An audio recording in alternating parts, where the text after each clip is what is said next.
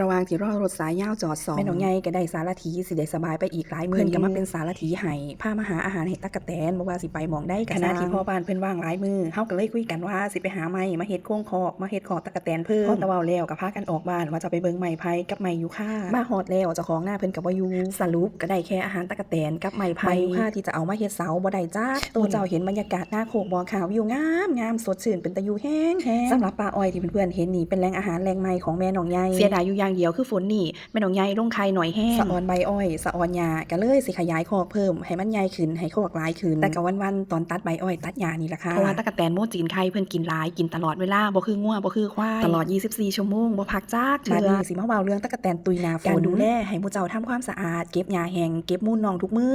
ใส่พลาสติกใสคุ้มโครงคอกให้มิดชิดให้ฝนสาดถึงน่องน้อยที่สุดเฮ็ดที่ก่อให้น่องบ่ว่าสิเป็นเศษผ้าตะกร้าหรือว่ากิ่งไม้กิ่งไผ่เฮ็ดสันว่างหญ้าแบบง่ายๆที่เฮาสะดวกให้มีช่องว่างระหว่างพื้นกับหญ้าเป็นอีกทางนึงให้น้องก่อลบฝนลดการตุยของโมจีนไข่ได้ดีพอสมควรอันใดก็สร้างที่แม่น้องใหญ่เฮ็ดแล้วได้ผลแม่น้องใหญ่อยากนำมาแบ่งปันให้เพื่อนๆร่วมอาชีพที่เลี้ยงตั๊กแตนนํกันลองนำไปปรับใส่กันเบิ่งสำหรับเพื่อนๆคนใดที่มีวิธีการและเคล็ดลับดีๆในการเลี้ยงตั๊กแตนก็ให้นำมาแบ่งปันแม่น้องใหญ่แล้วก็เพื่อนๆสาวกที่เลี้ยงตั๊กแตนนํกันเพื่อไปปรับใส่ให้เข้ากับแต่ละการพัฒนาสิเฮ็ดให้เฮาได้ผลิตผลที่มีคุณภาพและก็ประสิทธิภาพจ้า